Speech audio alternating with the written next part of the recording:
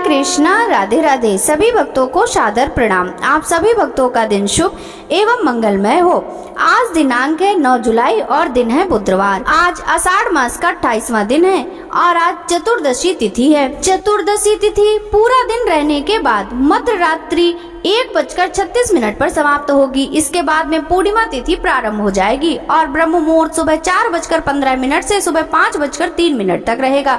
सूर्योदय का समय रहेगा सुबह 5:51 पर और सूर्यास्त होगा शाम 5:12 पर। इसके अलावा आज अमृत काल रात 10:04 से रात 11:46 तक रहेगा। राहु काल दोपहर 12 बजे से दोपहर 1:30 तक रहेगा और आज ब्रह्म योग रात 10:09 तक रहेगा। बाद में इंद्र योग प्रारंभ हो जाएगा। और आप सभी का एक बार फिर से स्वागत है आज की कथा में। और हर दिन कमेंट करने के लिए आप विशेष श्रोताओं का बहुत बहुत धन्यवाद। अब आषाढ़ मास समाप्ति की ओर है। धीरे धीरे समय कब बीत जाता है पता ही नहीं चलता। और अब आने वाले सावन महीने में भी आपको हमारे चैनल पर इसी तरह से कथाएं सुनाई जाएंगी। शिव महापुराण की कथाएं भी सुनाई जाएंगी। इसलिए अगर आप इन कथाओं को सुनने के इच्छुक हैं और चैनल को सब्सक्राइब नहीं किया हो तो जरूर कर लीजिएगा। बाकी वीडियो को भी लाइक और कमेंट करके भी बता दिया करें। मृत्यु एक ऐसा शब्द है जिससे हर मनुष्य डरता है, चाहे वह राजा हो, रंग या ज्ञानी हो या फिर भोला हो।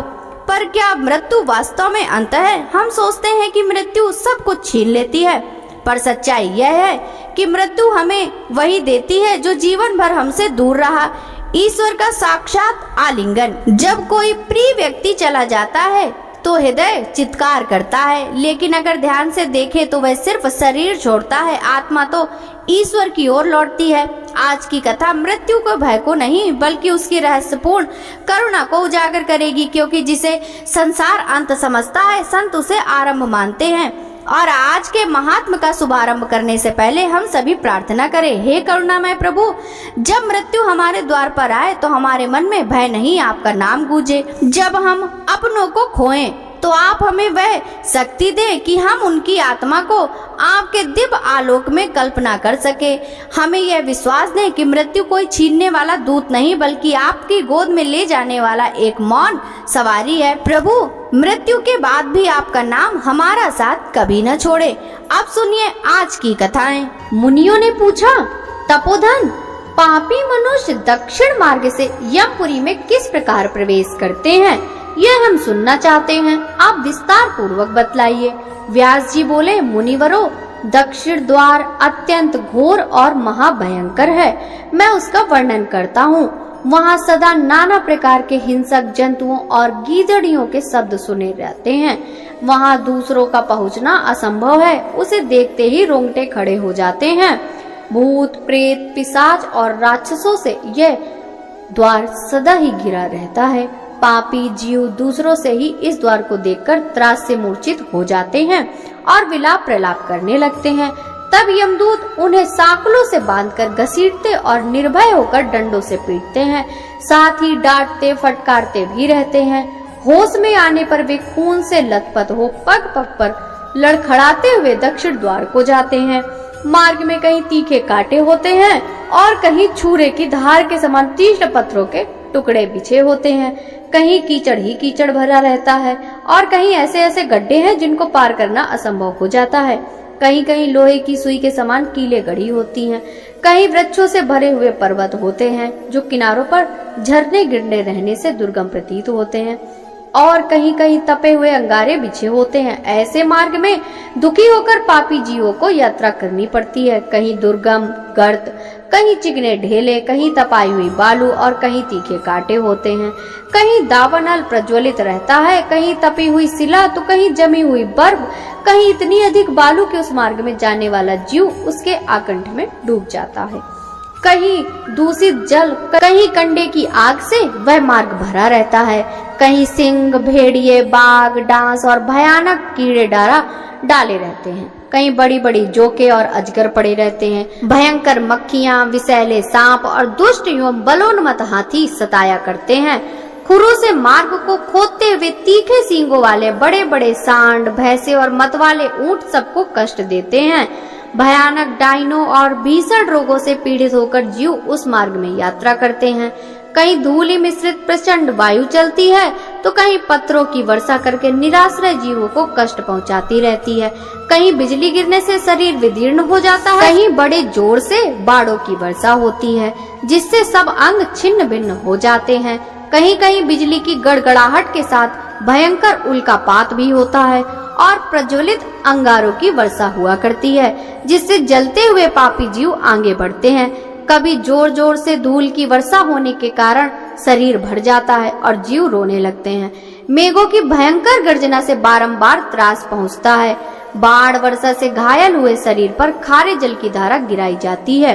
कहीं कहीं अत्यंत शीतल हवा चलने के कारण अधिक सर्दी पड़ती है तो कहीं रूखी और कठोर वायु का सामना करना पड़ता है। इससे पापी जीवों के अंग अंग में बिवाई फट जाती है, वे सूखने और सिकुड़ने लगते हैं। ऐसे मार्ग से जहाँ ना तो राह खर्च के लिए कुछ मिलता है और न कोई सहारा ही दिखाई देता है, पापी जीवों को यात्रा करनी पड़ती है। सब ओर निर्जल और दुर्गम प्रदेश दृष्टिगोचर होता है। बड़े परिश्रम से पापी जीव यमलोक तक पहुंच जाते हैं। यमराज की आज्ञा का पालन करने वाले भयंकर यमदूत उन्हें बलपूर्वक ले जाते हैं। वे एकाकी और पराधीन होते हैं, साथ में न कोई मित्र होता है और न बंधु। वे अपने अपने कर्मों को सोचते हुए बारंबार रोते हैं। प्रेतों का सा उनका शरीर होता है, उनके कंठ, ओंठ और तालू सूखे रहते हैं। वे शरीर से अत्यंत दुर्बल और भयभीत क्षुधाग्नि की ज्वाला से जलते रहते हैं। कोई साकल में बंधे होते हैं, किन्हीं को उतान सुलाकर यमदूत उनके दोनों पैर पकड़कर घसीटते हैं। कोई नीचे मुंह करके घसीटे जाते हैं। उस समय उन्हें अत्यंत दुख होता है। उन्हें खाने को अन्न और पीने को पानी नहीं मिलता। वे भूख प्यास से पीड़ित हो हाथ जोड़ दीन भाव से आंसू बहाते हुए गदगद वाड़ी में बारंबार याचना करते हैं, दीजे दीजे की रट लगाए रहते हैं। उनके सामने सुगंधित पदार्थ, दही, खीर, घी, बात, सुगंध युक्त पेय और शीतल जल प्रस्तुत होते हैं। उन्हें देखकर वे बारंबार उनके लिए याचना करते हैं। उस समय यमराज के दूत क्रोध में लाल आंखें करके उन्हें फटकारते हुए कठोर वाणी में कहते हैं, ओ पापियों, तुमने समय पर अग्निहोत्र नहीं किया, स्वयं ब्राह्मणों को दान नहीं दिया और दूसरों को भी उन्हें दान देते समय बलपूर्वक मना किया। उसी पाप का फल तुम्हारे सामने उपस्थित हुआ है।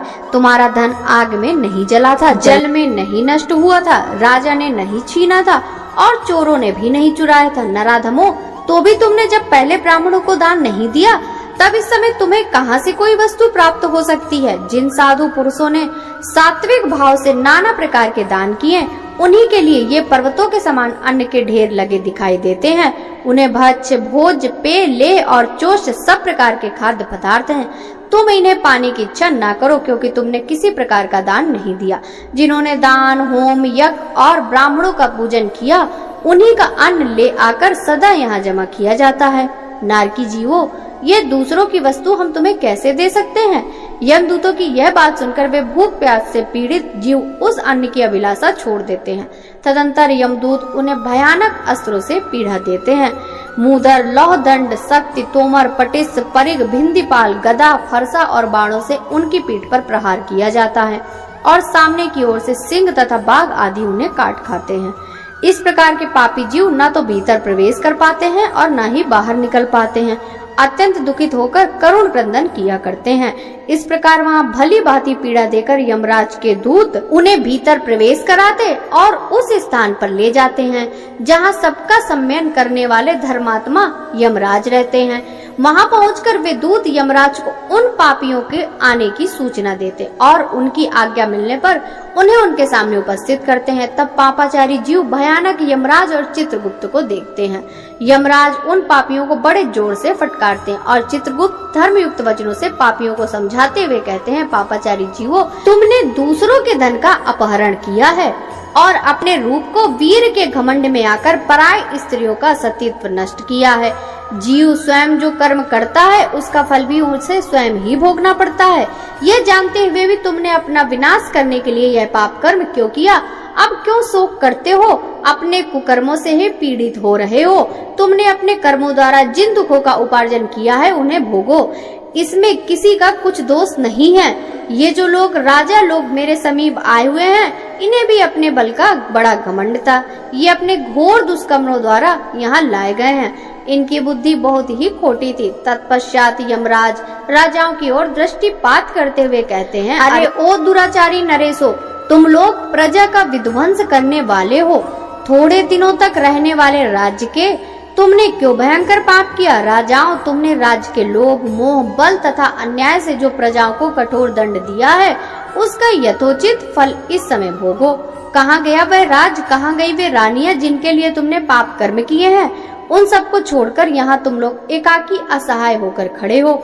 यहाँ सारी सेनाएं नहीं दिखाई देती जिसके द्वारा तुमने प्रजा का दमन किया। इस समय यमदूत तुम्हारे अंग फंग फाले डालते हैं। देखो तो उस पाप का कैसा फल मिल रहा है। इस प्रकार यमराज के उपाल युक्त अनेक वचन सुनकर वे राजा अपने अपने कर्मों का विचार करते हुए चुपचाप खड़े रहते हैं। तब उनके पापों की शुद्धि के लिए धर्मराज अपने सेवकों को इस प्रकार आज्ञा देते हैं, ओ चंड, ओ महाचंड, इन राजाओं को पकड़कर ले जाओ और क्रमशः नरक की अग्नि में तपाकर इन्हें पापों से मुक्त करो। धर्मराज की आज्ञा पाते ही यमदूत राजाओं के दोनों पैर पकड़कर वेग से घुमाते हुए उन्हें फेंक देते हैं। फिर लौटकर उन्हें पापों की मात्रा के अनुसार उन्हें बड़ी बड़ी शिलाओं पर देर तक पटकते रहते हैं, मानो वज्र से किसी महान वृक्ष पर प्रहार करते हों। इससे पापी जीव का शरीर जर्जर हो जाता है। उसके प्रत्येक छिद्र से रक्त की धारा बहने लगती है। उसकी चेतना लुप्त हो जाती है और वह हिलने डुलने में भी असमर्थ हो जाता है। तदंतर शीतल वायु का स्पर्श होने से वह धीरे धीरे पुनः सचेत हो उठता है। तब यमराज के दूत उसे पापों की शुद्धि के लिए नरक में डाल देते हैं। एक से निवृत्त होने पर वे दूसरे पापियों के विषय में यमराज से निवेदन करते हैं, देव, आपकी आज्ञा से हम दूसरे पापी को भी ले आए हैं। यह सदा धर्म से विमुख और पाप परायण रहा है। यह दुराचारी व्याध है। इसने महापातक और उपपातक सभी किए हैं। यह अपवित्र मनुष्य सदा दूसरे जीवों की हिंसा में संलग्न रहा है। यह जो दुष्टात्मा खड़ा है, अगम्य स्त्रियों के साथ समागम करने वाला है। इसने दूसरों के धन का भी अपहरण किया है। यह कन्या बेचने वाला, झूठी गवाही देने वाला, कृतघ्न तथा मित्रों को धोखा देने वाला है। इस दुरात्मा ने मदोन्मत्त होकर सदा धर्म की निंदा की है। मत लोक में केवल पाप का ही आचरण किया है। देवेश्वर, इस समय इसको दंड देना है या इस पर अनुग्रह करना है, यह बताइए, क्योंकि आप ही निग्रह अनुग्रह करने में समर्थ हैं। हम लोग तो केवल आज्ञा पालक हैं। यो निवेदन करने के बाद दूत पापी को यमराज के सामने उपस्थित कर देते हैं और स्वयं दूसरे पापियों को लाने के लिए चल देते हैं। जब पापी पर लगाए गए दोष की सिद्धि हो जाती है, तब यमराज अपने भयंकर सेवकों को उन्हें दंड देने के लिए आदेश देते हैं। वशिष्ठ आदि महर्षियों ने जिसके लिए जो दंड नियत किया है, उसी के अनुसार वे यम किंकर पापी दंड प्रदान करते हैं। अंकुश, मुंदर, डंडे, आरे, शक्ति, तोमर, खड़ग और सूलों के प्रहार से पापियों को विदीर्ण कर डालते हैं। अब नरकों के भयंकर स्वरूप का वर्णन सुनो। महाविची नामक नरक रक्त से भरा रहता है। उसमें वज्र के समान कांटे होते हैं। उसका विस्तार 10,000 योजन का है। उसमें डूबा हुआ पापी जीव कांटों में बींधकर अत्यंत कष्ट भोगता है। गौओं का वध करने वाला मनुष्य उस भयंकर नरक में 1,00,000 वर्षों तक निवास करता है। कुंभी पाक का विस्तार 100,00,000 योजन का है। वह अत्यंत भयंकर नरक है। वहाँ की भूमि तपाए हुए तांबे के घड़े से भरी रहने के कारण अत्यंत प्रज्वलित दिखाई देती है। वहाँ गरम गरम बालू और अंगारे बिछे होते हैं। ब्राह्मण की हत्या तथा पृथ्वी का अपहरण करने वाले, धरोहर को हड़प लेने वाले पापी इस नरक में डालकर प्रलय काल तक जलाए जाते हैं। तदंतर रावरव नामक नरक है, जो प्रज्वलित वज्रमय बाणों से व्याप्त रहता है। उसका विस्तार 60,000 योजन का है। उस नरक पर गिराए हुए मनुष्य जलते हुए बाणों से भींधकर यातना भोगते हैं। झूठी गवाही देने वाले मनुष्य उसमें ईख की भांति पेरे जाते हैं। उसके बाद मंजूस नामक नरक है, जो लोहे से बना हुआ है। वह सदा प्रज्वलित रहता है। उसमें ही वे डालकर जलाए जाते हैं। जो दूसरों को निरपराध बंदी बनाते हैं। अति प्रतिष्ठ नामक नरक पीव, मूत्र और विष्ठा का भंडार है। उसमें ब्राह्मण को पीड़ा देने वाला पापी नीचे मुंह करके गिराया जाता है। विलेपक नामक घोर नरक लाह की आग से जलता रहता है। उसमें मदिरा पीने वाले द्विज डालकर जलाए जाते हैं। महाप्रभ नाम से विख्यात नरक बहुत ऊंचा है। उसमें चमकता हुआ सूल गड़ा होता है। जो लोग पति पत्नी में भेद डालते हैं, उन्हें वही सूल से छेदा जाता है। उसके बाद जयंती नामक अत्यंत घोर नरक है, जहाँ लोहे की बहुत बड़ी चट्टान पड़ी रहती है। पराई स्त्रियों के साथ संभोग करने वाले मनुष्य उसी के नीचे दबाए जाते हैं। सालमल नरक जलते हुए सुदृढ़ कांटों से व्याप्त है। जो स्त्री अनेक पुरुषों के साथ संभोग करती है उसे उस सालमल नामक वृक्ष का आलिंगन करना पड़ता है। उस समय वह पीड़ा से व्याकुल हो उठती है। जो लोग सदा झूठ बोलते हैं, दूसरों के मर्म को चोट पहुंचाने वाली बाड़ी मुंह से निकालते हैं, मृत्यु के बाद उनकी जिह्वा यमदूतों के द्वारा काट ली जाती है। जो आसक्ति के साथ कटाक्षपूर्ण पराई स्त्री की ओर देखते हैं, यमराज के दूत बाढ़ मारकर उनकी आंखें फोड़ देते हैं। जो लोग माता, बहन, कन्या और पुत्र वधू के साथ समागम तथा स्त्री, बालक और बूढ़ों की हत्या करते हैं, उनकी भी यही दशा होती है। वे 14 इंद्रों की आयु पर्यंत नरक यातना में पड़े रहते हैं। महारौरव नामक नरक ज्वालाओं से परिपूर्ण तथा अत्यंत भयंकर है। उसका विस्तार 14,000 योजन है। जो मूढ़ नरक गांव, घर अथवा खेत में आग लगाते हैं, वे 1 कल्प तक उस नरक में पकाए जाते हैं। तामिस्त्र नरक का विस्तार 1 लाख योजन का है। वह सदा खड़ग, पट्टिस और मुद्रों की मार पड़ती रहती है। इससे वह बड़ा भयंकर जान पड़ता है। यमराज के दूत चोरों को उसी में डालकर सूल, शक्ति, गदा और खड़ग से उन्हें 300 कल्पों तक पीटते रहते हैं। महातामिस्त्र नामक नरक और भी दुखदायी है। उसका विस्तार तामिस्त्र की अपेक्षा दूना है। उसमें जोकें भरी हुई हैं और निरंतर अंधकार छाया रहता है। जो माता, पिता और मित्र की हत्या करने वाले तथा विश्वासघाती होते हैं, वे जब तक यह पृथ्वी रहती है तब तक उसमें पड़े रहते हैं और जोकों के निरंतर उनका रक्त चूसती रहती हैं। असी पत्रवन नामक नरक जो बहुत ही कष्ट देने वाला है, उसका विस्तार 10,000 योजन है। उसमें अग्नि के समान प्रज्वलित खड़ग पत्तों के रूप में व्याप्त रहता है। वहां गिराया हुआ पापी खड़ग की धार के समान पत्तों द्वारा छत विजित हो जाता है। उसके शरीर में सैकड़ों घाव हो जाते हैं। मित्र घाती मनुष्य उसमें 1 कल्प तक रखकर काटा जाता है। करम बालुका नामक नरक 10,000 योजन विस्तीर्ण है। उसका आकार कुएं की तरह है। उसमें जलती हुई बालू, अंगारे और कांटे भरे हुए हैं। जो भयंकर उपायों द्वारा किसी मनुष्य को जला देता है, वह उक्त नरक में 1,10,300 वर्षों तक जलाया और विदीर्ण किया जाता है।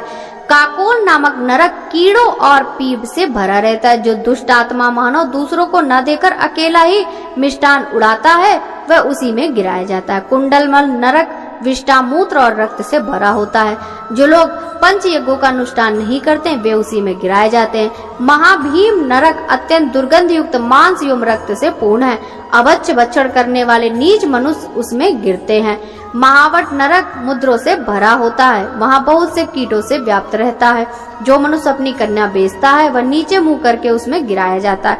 तिलपाक नाम से प्रसिद्ध नरक बहुत ही भयंकर बताया गया है। जो लोग दूसरों को पीड़ा देते हैं, उसमें तिल की भांति पेरे जाते हैं। तैलपाक नरक में खौलता हुआ तेल भूमि पर बहता है। जो मित्र और शरणागतों की हत्या करते हैं, वे उसी में पकाए जाते हैं। वज्र कपाट नरक वज्रमयी श्रृंखला से व्याप्त रहता है। जिन लोगों ने दूध बेचने का व्यवसाय किया है, उन्हें वहां निर्दयता पूर्वक पीड़ा दी जाती है। निरुच्चवास नरक अंधकार से पूर्ण और वायु से रहित होता है। जो ब्राह्मणों को दिए जाने वाले दान में रुकावट डालता है, वह निश्चेट करके उसमें डाल दिया जाता है।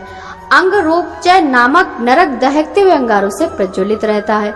जो लोग देने की प्रतिज्ञा करके भी ब्राह्मण को दान नहीं देते, वे इसमें जलाए जाते हैं। महापापी नरक का विस्तार 1 लाख योजन का है। जो सदा असत्य बोलते हैं, उन्हें नीचे मुख करके उसी में डाल दिया जाता है। महाज्वाल नामक नरक सदा आग की लपेटों से प्रकाशित एवं भयंकर होता है। उसमें मनुष्य पाप में मन लगाते, उन्हीं दीर्घ काल तक उसी में जलाया जाता है। क्रकच नामक नरक वज्र की धार के समान तीखे आरे लगे होते हैं। उसमें अगम्य स्त्री के साथ समागम करने वाले मनुष्यों को उन्हीं आरों से चीरा जाता है। गुड़पाक नामक नरक खौलते हुए गुड़ के अनेक कुंडों से व्याप्त है। जो मनुष्य वर्ण संकरता फैलाता है, वह उसी में डालकर जलाया जाता है। क्षुरधार नामक नरक तीखे से अस्त्रों से भरा रहता है। जो लोग ब्राह्मणों की भूमि हड़प लेते हैं, वे 1 कल्प तक उसी में डालकर काटे जाते हैं। अमरीश नामक नरक प्रलाग्नि के समान प्रज्वलित रहता है। सुवर्ण की चोरी करने वाला मनुष्य करोड़ कल्पों तक उसी में दग्ध किया जाता है। व्रज कुटार नामक नरक व्रज से व्याप्त है। पेड़ काटने वाले पापी मनुष्य उसी में डालकर जलाए जाते हैं। परिताप नामक नरक भी प्रलयाग्नि से उद्दीप्त रहता है। विष देने वाले तथा मधु की चोरी करने वाला पापी उसी में यातना भोगता है। काल सूत्र नरक वज्रमय सूत से निर्मित है। जो लोग दूसरों की खेती नष्ट करते हैं इसी में घुमाए जाते हैं, जिससे उनका अंग छिन्न भिन्न हो जाता है। कसमल नरक मुख और नाक से मल से भरा हुआ है। मांस की रुचि रखने वाला मनुष्य उसमें 1 कल्प तक रखा जाता है। उग्र गंध नामक नरक लाल मूत्र और विष्ठा से भरा होता है। जो पितरों को पिंडदान नहीं देते वे उसी में डाले जाते हैं। दुर्धर नरक जोकों और बिच्छुओं से भरा रहता है। सूदखोर मनुष्य उसमें 10,000 वर्षों तक पड़ा रहता है। व्रज महापीड़ नामक नरक वज्र से ही निर्मित है। जो दूसरों के धन धान और स्वर्ण की चोरी करते हैं उन्हें उसी में डालकर यातना दी जाती है। यमदूत उन चोरों को छुरों से छड़ छड़ पर काटते हैं। जो मूर्ख किसी प्राणी की हत्या करके उसे कौवे और गृद्ध की भांति खाते हैं उन्हें 1 कल्प तक अपने ही शरीर का मांस खाना पड़ता है। जो दूसरों के आसन सैया और वस्त्र का अपहरण करते हैं उन्हें यमदूत शक्ति और तोमर से विदीर्ण करते हैं।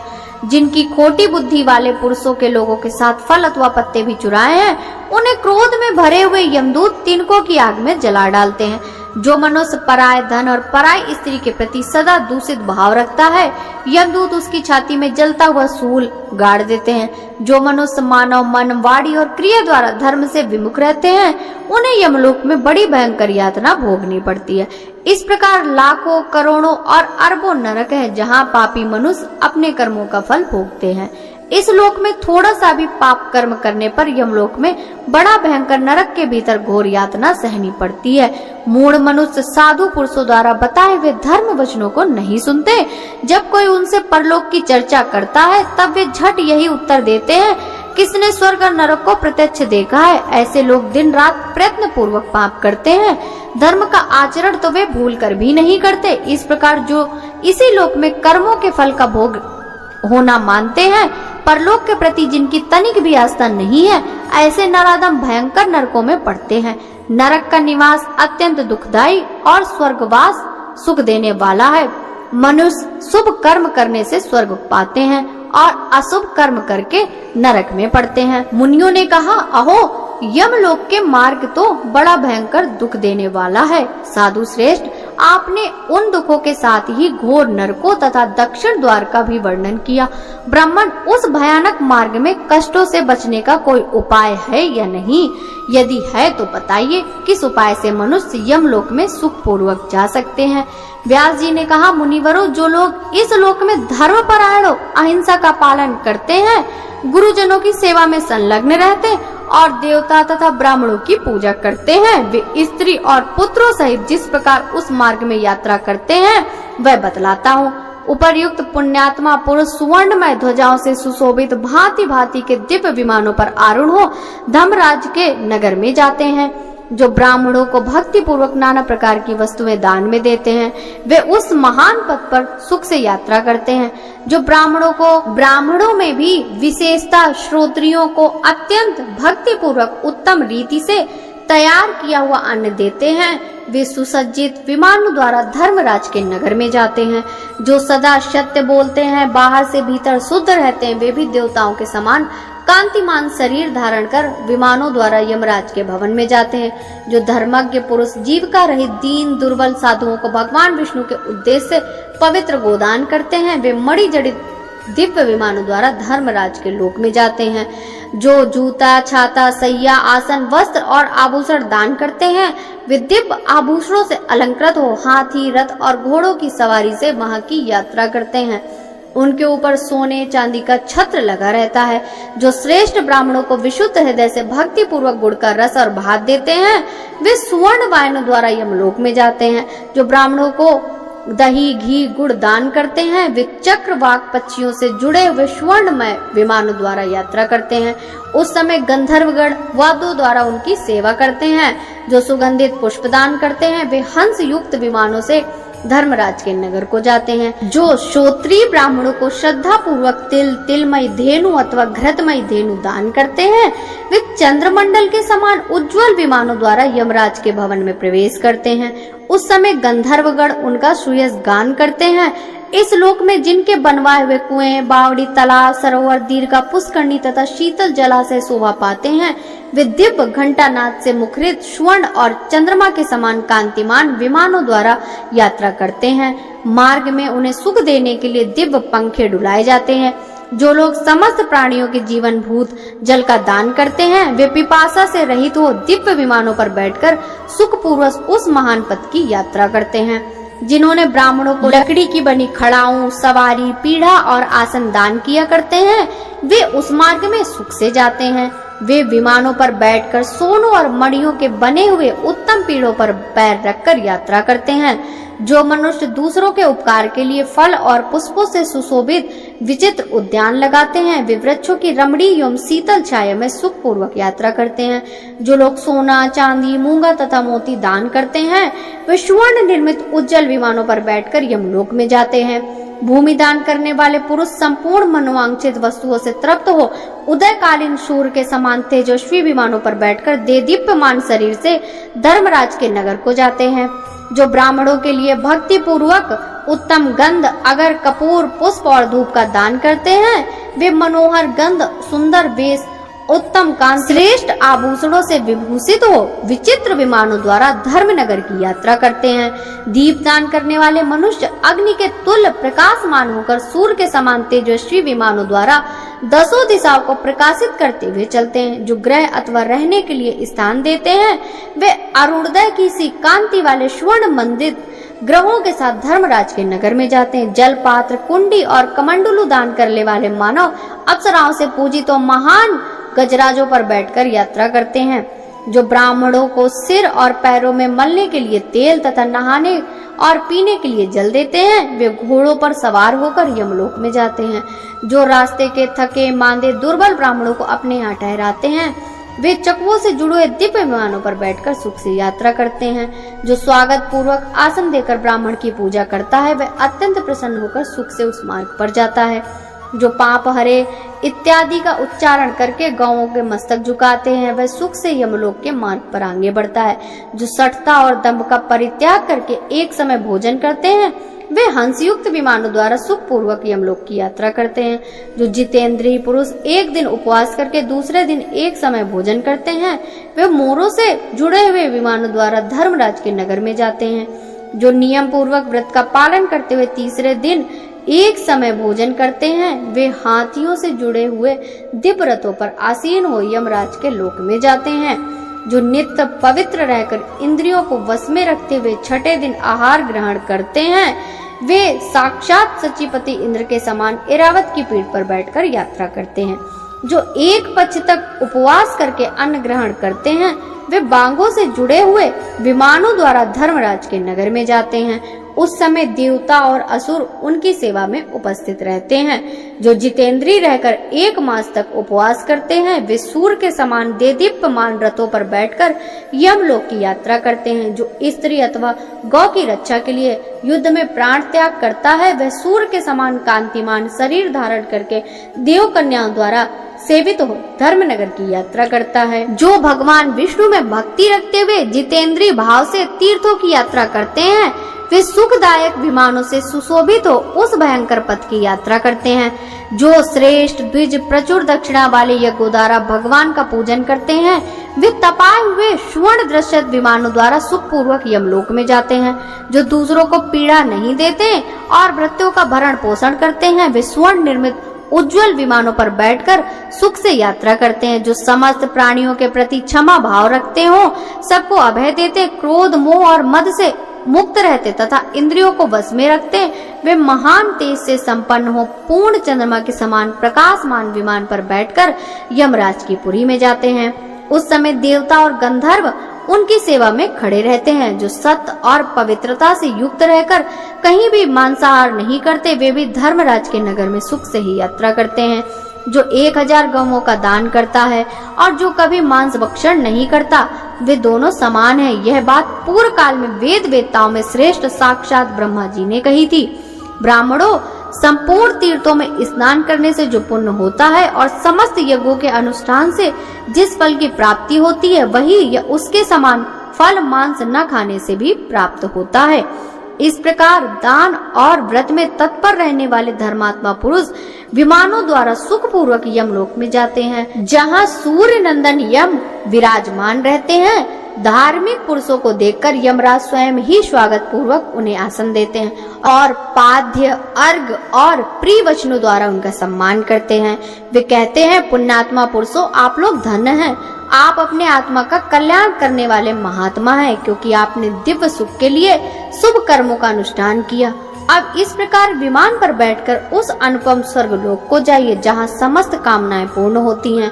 वहाँ महान भोगों का उपभोग करके अंत में पुण्य क्षीण होने पर जो थोड़ा अशुभ कर्म शेष रहेगा, उसका फल यहाँ आकर भोगिएगा। धर्मात्मा पुरुष अपने पुण्य के प्रभाव से धर्मराज को कोमल हृदय वाले अपने पिता के तुल्य देखते हैं, इसलिए धर्म का सदा सेवन करना चाहिए। धर्म मोक्ष रूप फल को देने वाला है। धर्म से ही अर्थ, काम और मोक्ष की सिद्धि बताई गई है। धर्म ही माता, पिता और भ्राता है। धर्म ही अपना रक्षक और सुहृद है। स्वामी, सखा, पालक तथा धारण पोषण करने वाला धर्म ही है।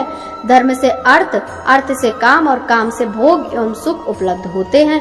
धर्म से ही ऐश्वर्य, एकाग्रता और उत्तम स्वर्ग की प्राप्ति होती है। विप्रवरो, धर्म का यदि सेवन किया जाए तो वह मनुष्य की महान भय से रक्षा करता है। इसमें तनिक भी संदेह नहीं है कि धर्म से देवत्व और ब्राह्मणत्व भी प्राप्त हो सकते हैं। जब मनुष्यों के पूर्व संचित पाप नष्ट हो जाते हैं, तब उनकी बुद्धि इस लोक में धर्म की ओर लगती है। हजारों जन्मों के पश्चात दुर्लभ मनुष्य जीवन को पाकर जो धर्म का आचरण नहीं करता, वह निश्चय ही सौभाग्य से वंचित है। जो लोग कुत्सित, दरिद्र, कुरूप, रोगी, दूसरों के सेवक और मूर्ख हैं, उन्होंने पूर्व जन्म में धर्म नहीं किया। ऐसा जानना चाहिए कि जो दीर्घायु, सूरवीर, पंडित, भोग साधना से संपन्न, धनवान, निरोग तथा रूपवान है, उन्होंने पूर्व जन्म में अवश्य ही धर्म का अनुष्ठान किया है। ब्राह्मणों, इस प्रकार धर्म परायण मनुष्य उत्तम गति को प्राप्त होते हैं और अधर्म का सेवन करने वाले लोग पशु पक्षियों की योनि में जाते हैं। जो मनुष्य नरकासुर का विनाश करने वाले भगवान वासुदेव के भक्त हैं, वे स्वप्न में भी यमराज अथवा नरकों को नहीं देखते। जो दैत्यों और दानवों का संहार करने वाले आदि अनंत रहित भगवान नारायण को प्रतिदिन नमस्कार करते हैं, वे भी यमराज को नहीं देखते। जो मन, वाणी और क्रियाओं द्वारा भगवान अच्युत की शरण में चले गए, उन पर यमराज का वश नहीं चलता। वे मोक्ष रूप फल के भागी होते हैं। ब्राह्मणों, जो मनुष्य प्रतिदिन जगन्नाथ श्री नारायण को नमस्कार करते हैं, वे वैकुंठ धाम के सिवा अन्यत्र नहीं जाते। श्री विष्णु को नमस्कार करके मनुष्य यमदूतों को, यमलोक के मार्ग को, यमपुरी को तथा वहाँ के नरकों को किसी प्रकार नहीं देख पाते। मोह में पड़कर अनेकों बार पाप कर लेने पर भी यदि मानव सर्व पापाहारी श्री हरि को नमस्कार करते हैं, तो वे नरक में नहीं पड़ते। जो लोग सठता से भी सदा भगवान जनार्दन का स्मरण करते हैं, वे भी देह त्याग के पश्चात रोग शोक से रहित श्री विष्णु धाम को प्राप्त होते हैं। अत्यंत क्रोध में आसक्त होकर भी जो कभी श्री हरि के नामों का कीर्तन करता है, वह भी चेंदी राज शिशुपाल की भांति संपूर्ण दोषों का क्षय हो जाने से मोक्ष को प्राप्त होता है। प्रिय श्रोताओं, आषाढ़ मास की कथा में आज बस इतना ही। अब सुनिए कल से आगे की पौराणिक कथा। व्यास जी कहते हैं, कैलाश के रमणीय शिखर पर भगवान महेश्वर सुख पूर्वक बैठे थे।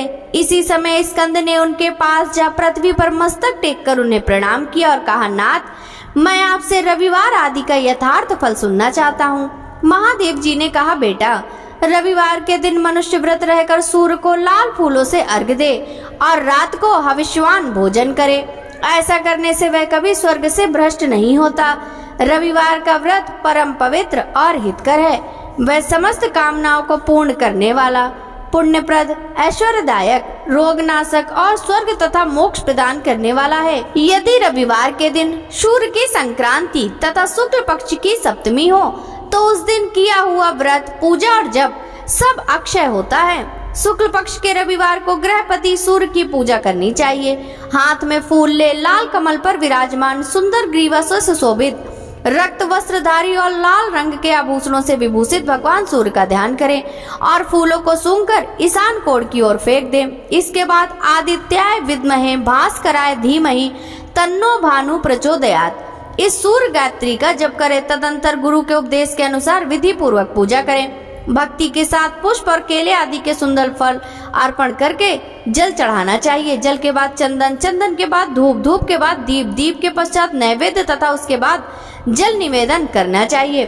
तत्पश्चात जब स्तुति, मुद्रा और नमस्कार करना उचित है। पहली मुद्रा का नाम अंजलि और दूसरी का नाम धेनु है। इस प्रकार जो सूर्य का पूजन करता है वह उन्हीं का सायुज्य प्राप्त करता है। भगवान सूर्य एक होते हुए भी काल भेद से नाना रूप से धारण करके प्रत्येक मास में तपते रहते हैं। एक ही सूर्य 12 रूपों में प्रकट होते हैं। मार्गशीर्ष में मित्र, पौष में सनातन विष्णु, माघ में वरुण, फाल्गुन में सूर्य, चैत्र मास में भानु, वैशाख में तापन, ज्येष्ठ में इंद्र, आषाढ़ में रवि, श्रावण में गभस्ती, भादो में यम, आश्विन में हिरण्यरेता और कार्तिक में दिवाकर तपते हैं। इस प्रकार 12 महीनों में भगवान सूर्य 12 नामों से पुकारे जाते हैं। इनका रूप अत्यंत विशाल, महान, तेजस्वी और प्रलयकालीन अग्नि के समान देदीप्यमान है। जो इस प्रसंग का नित्य पाठ करता है उसके शरीर में पाप नहीं रहता, उसे रोग, दरिद्रता और अपमान का कष्ट भी नहीं उठाना पड़ता। वह क्रमशः यश, राज्य, सुख तथा अच्छे स्वर्ग प्राप्त करता है। अब मैं सबको प्रसन्नता प्रदान करने वाले सूर्य के उत्तम महामंत्र का वर्णन करूंगा। उसका भाव इस प्रकार है। सहस्त्र भुजाओं से सुशोभित भगवान आदित्य को नमस्कार है। हाथ में कमल धारण करने वाले वरुण देव को नमस्कार है। अंधकार का विनाश करने वाले श्री सूर्य देव को अनेक बार नमस्कार है। रश्मिमयी सहस्त्रों जिह्वाएं धारण करने वाले भानु को नमस्कार है। भगवान तुम्हें ब्रह्मा, तुम्हें विष्णु और तुम्हें रुद्र हो, तुम्हें नमस्कार है। तुम्हें संपूर्ण प्राणियों के भीतर अग्नि और वायु रूप से विराजमान हो, तुम्हें बारंबार प्रणाम है। तुम्हारी सर्वत्र गति और सब भूतों में स्थिति है। तुम्हारे बिना किसी भी वस्तु की सत्ता नहीं। तुम इस चराचर जगत में समस्त देहधारियों के भीतर स्थित हो। इस मंत्र का जप करके मनुष्य अपने संपूर्ण अभिलिषित पदार्थों तथा स्वर्ग आदि के भोग को प्राप्त करता है। आदित्य, भास्कर, सूर्य, आर्क, भानु, दिवाकर, सुवर्णरेता, मित्र, पूषा, त्वष्टा, स्वयंभू और तिमिरास, ये सूर्य के 12 नाम बताए गए हैं। जो मनुष्य पवित्र होकर सूर्य के इन 12 नामों का पाठ करता है वह सब पापों और रोगों से मुक्त हो परम गति को प्राप्त होता है। सड़ानन, अब मैं महात्मा भास्कर के जो दूसरे प्रधान नाम हैं उनका वर्णन करूंगा।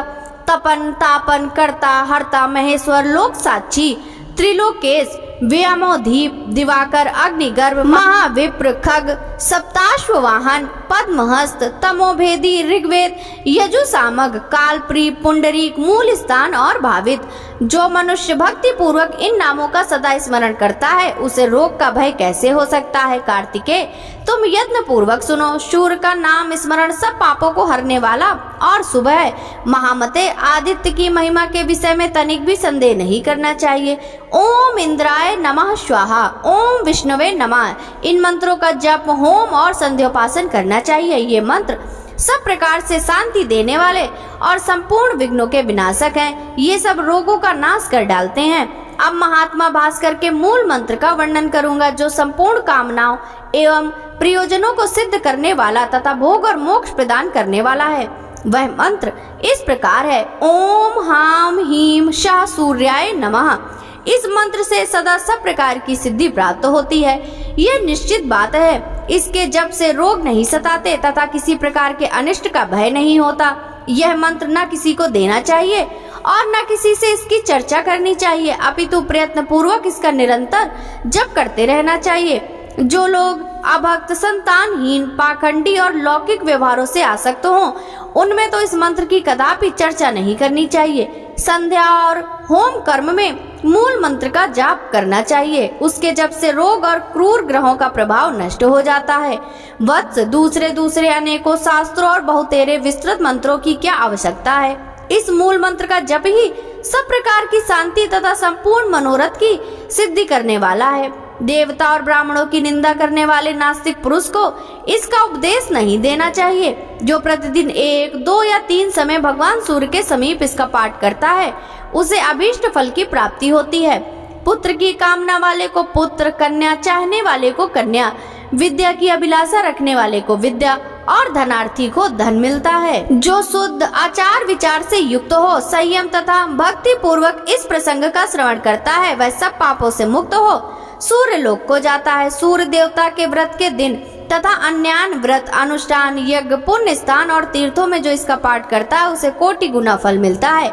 व्यास जी कहते हैं, मध्य प्रदेश में भद्रेश्वर नाम से प्रसिद्ध एक चक्रवर्ती राजा थे। वे बहुत सी तपस्याओं तथा नाना प्रकार के व्रतों से पवित्र हो गए थे। प्रतिदिन देवता, ब्राह्मण, अतिथि और गुरुजनों का पूजन करते थे। उनका बर्ताव न्याय के अनुकूल होता था। वे स्वभाव के सुशील और शास्त्रों के तात्पर्य तथा विधान के पारगामी विद्वान थे। सदा सद्भाव पूर्वक प्रजाजनों का पालन करते थे। एक समय की बात है, उनके बाएं हाथ में श्वेत कुष्ठ हो गया। वैद्यों ने बहुत कुछ उपचार किया, किंतु उससे कोढ़ का चिन्ह और भी स्पष्ट दिखाई देने लगा। तब राजा ने प्रधान ब्राह्मणों और मंत्रियों को बुलाकर कहा, विप्रगण, मेरे हाथ में एक ऐसा पाप का चिन्ह प्रकट हो गया है जो लोक में निंदित होने के कारण मेरे लिए दुस्सह हो रहा है। अतः मैं किसी महान पुण्य क्षेत्र में जाकर अपने शरीर का परित्याग करना चाहता हूँ। ब्राह्मण बोले, महाराज, आप धर्मशील और बुद्धिमान हैं। यदि आप अपने राज्य का परित्याग कर देंगे तो यह सारी प्रजा नष्ट हो जाएगी, इसलिए आपको ऐसी बात नहीं कहनी चाहिए। प्रभु, हम लोग इस रोग को दबाने का उपाय जानते हैं। वह यह है कि आप यत्न पूर्वक महान देवता भगवान सूर्य की आराधना कीजिए। राजा ने पूछा, विप्रवरों, किस उपाय से मैं भगवान भास्कर को संतुष्ट कर सकूंगा? ब्राह्मण बोले, राजन, आप अपने राज्य में ही रहकर सूर्य देव की उपासना कीजिए। ऐसा करने से आप भयंकर पाप से मुक्त हो स्वर्ग और मोक्ष दोनों प्राप्त कर सकेंगे। यह सुनकर सम्राट ने उन श्रेष्ठ ब्राह्मणों को प्रणाम किया और सूर्य की उत्तम आराधना आरंभ की। वे प्रतिदिन मंत्र पाठ, नैवेद्य, नाना प्रकार के फल, अर्घ्य, अक्षत, जपा पुष्प, मदार के पत्ते, लाल चंदन, कुमकुम, सिंदूर, कदली पत्र और उनके मनोहर फल आदि के द्वारा भगवान सूर्य की पूजा करते थे। राजा गूलर के पात्र में अर्घ्य सजाकर सदा सूर्य देवता को निवेदित किया करते थे। अर्घ्य देते समय वे मंत्री और पुरोहितों के साथ सदा सूर्य के सामने खड़े रहते थे। उनके साथ आचार्य, रानियां, अंतःपुर में रहने वाले रक्षक तथा उनकी पत्नियां, दास वर्ग तथा अन्य लोग भी रहा करते थे। वे सब लोग प्रतिदिन साथ ही साथ अर्घ्य देते थे। सूर्य देवता के अंगभूत जितने व्रत थे उनका भी उन्होंने एकाग्र चित्त होकर अनुष्ठान किया। क्रमशः 1 वर्ष व्यतीत होने पर राजा का रोग दूर हो गया। इस प्रकार उस भयंकर रोग के नष्ट हो जाने पर राजा ने संपूर्ण जगत को अपने वश में करके सबके द्वारा प्रभात काल में सूर्य देवता का पूजन और व्रत करना आरंभ किया। सब लोग कभी हविष्वान खाकर और कभी निराहार रहकर सूर्य देवता का पूजन करते थे। इस प्रकार ब्राह्मण, क्षत्रिय और वैश्य इन 3 वर्गों के द्वारा पूजित होकर भगवान सूर्य बहुत संतुष्ट हुए और कृपा पूर्वक राजा के पास आकर बोले, राजन, तुम्हारे मन में जिस वस्तु की इच्छा हो उसे वरदान के रूप में मांग लो। सेवकों और पूर्ववासियों सहित तुम सब लोगों का हित करने के लिए मैं उपस्थित हूँ। राजा ने कहा, सबको नेत्र प्रदान करने वाले भगवान, यदि आप मुझे अभीष्ट वरदान देना चाहते हैं तो ऐसी कृपा कीजिए कि हम सब लोग आपके पास रहकर ही सुखी हों। सूर्य बोले, राजन, तुम्हारे मंत्री, पुरोहित, ब्राह्मण, स्त्रियां तथा अन्य परिवार के लोग सभी शुद्ध होकर कल्प पर्यंत मेरे रमणीय धाम में निवास करें। व्यास जी कहते हैं, यूं कहकर संसार को नेत्र प्रदान करने वाले भगवान सूर्य वहीं अंतर ध्यान हो गए। तदंतर राजा भद्रेश्वर अपने पूर्ववासियों सहित दिव्य लोक में आनंद का अनुभव करने लगे। वहां जो कीड़े मकोड़े आदि थे वे भी अपने पुत्र आदि के साथ प्रसन्नता पूर्वक स्वर्ग को सिधारे। इसी प्रकार राजा, ब्राह्मण, कठोर व्रतों का पालन करने वाले मुनि तथा क्षत्रिय आदि अन्य वर्ण सूर्य देवता के धाम में चले गए। जो मनुष्य पवित्रता पूर्वक इस प्रसंग का पाठ करता है उसके सब पापों का नाश हो जाता है तथा वह रुद्र की भांति इस पृथ्वी पर पूजित होता है। जो मानव संयम पूर्वक इसका श्रवण करता है उसे अभीष्ट फल की प्राप्ति होती है। इस अत्यंत गोपनीय रहस्य का भगवान सूर्य ने यमराज को उपदेश दिया था। भूमंडल पर तो व्यास के द्वारा ही इसका प्रचार हुआ है। ब्रह्मा जी कहते हैं, नारद, इस तरह नाना प्रकार के धर्मों का निर्णय सुनाकर भगवान व्यास सम्याप्रास में चले गए। तुम भी इसी तत्व को श्रद्धा पूर्वक जानकर सुख से विचरो और समयानुसार भगवान श्री विष्णु के सुयश का सानंद गान करते रहो। साथ ही जगत को धर्म का उपदेश देते हुए जगत गुरु भगवान को प्रसन्न करो। पुलत्स्य जी कहते हैं, भीष्म, ब्रह्मा जी के ऐसा कहने पर देवर्षि नारद मुनिवर श्री नारायण का दर्शन करने के लिए गंधमादन पर्वत पर बद्रिका आश्रम तीर्थ में चले गए। महाराज, इस प्रकार यह सारा सृष्टि खंड मैंने क्रमशः तुम्हें सुना दिया। यह संपूर्ण वेदार्थों का सार है। इसे सुनकर मनुष्य भगवान का सानिध्य प्राप्त करता है। यह परम पवित्र, यश का निधान तथा पितरों को अत्यंत प्रिय है। यह देवताओं के लिए अमृत के समान मधुर तथा पापी पुरुषों को भी पुण्य प्रदान करने वाला है। जो मनुष्य ऋषियों के इस शुभ चरित्र का प्रतिदिन श्रवण करता है वह सब पापों से मुक्त हो स्वर्गलोक में प्रतिष्ठित होता है। सतयुग में तपस्या, त्रेता में ज्ञान, द्वापर में यज्ञ तथा कलयुग में एकमात्र दान की विशेष प्रशंसा की गई है। संपूर्ण दानों में भी समस्त भूतों को अभय देना यही सर्वोत्तम दान है। इससे बढ़कर दूसरा कोई दान नहीं है। तीर्थ और श्राद्ध के वर्णन से युक्त यह पुराण खंड कहा गया यह पुण्यजनक, पवित्र, आयुवर्धक और संपूर्ण पापों का नाशक है। जो मनुष्य इसका पाठ या श्रवण करता है वह श्री संपन्न होता है तथा सब पापों से मुक्त हो लक्ष्मी सहित भगवान श्री विष्णु को प्राप्त कर लेता है। प्रिय श्रोताओं, यह थी आज की कथाएं। पसंद आई हो तो वीडियो को लाइक करके चैनल को सब्सक्राइब जरूर कीजिएगा। आपसे मिलते हैं अगले अध्यायों की कथा के साथ। तब तक सभी भक्तों को हरे कृष्णा, राधे राधे।